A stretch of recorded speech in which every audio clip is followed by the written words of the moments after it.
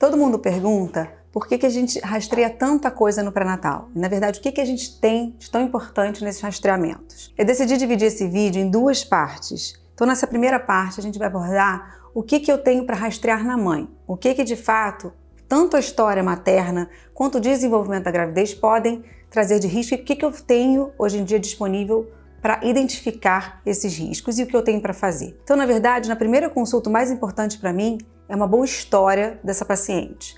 Se ela tem obesidade, se ela já foi submetida a uma cirurgia, por exemplo, um bypass, cirurgias bariátricas, se ela teve antecedentes de ovário policístico, enfim, o que ela tem de história, tanto pessoal quanto familiar. E dentro da familiar, muitas coisas que a gente esquece de perguntar se a mãe dela teve antecedente de parto prematuro e também se a mãe dessa paciente apresentou pré-eclâmpsia na gravidez. Então são pontos importantes quando a gente fala de história familiar que significam pra gente uma importância nesse rastreio inicial. Então nesse primeiro trimestre, o meu rastreio vai ser focado eu estou falando da mãe. No risco de pré-eclâmpsia, eu tenho como fazer isso lá quando a gente faz aquele exame da translucência nucal, procurando marcadores bioquímicos e avaliação da pressão materna e análise do Doppler de artéria uterina.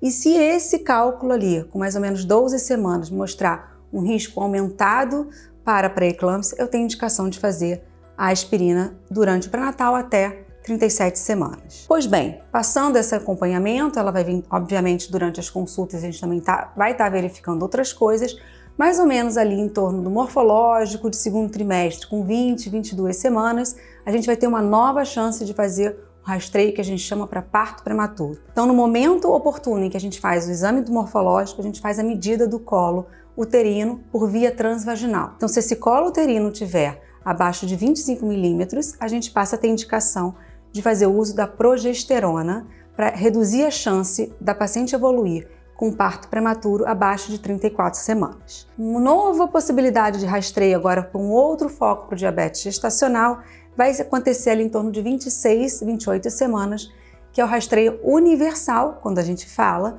do diabetes gestacional. Ele é feito através do teste de tolerância oral à glicose, em que a paciente marca esse exame, vem a curva da exposição dela em relação àquela sobrecarga de glicose, para a gente procurar se essa paciente tem ou não um diabetes gestacional. E aí eu já estou fazendo esse rastreio para todas as pacientes, exceto aquelas por algum outro motivo ou já tinham um diabetes gestacional, ou, lembrando bem, as pacientes que têm contraindicação de fazer essa sobrecarga, como por exemplo os pacientes pós-bariátrica que fizeram a cirurgia de bypass.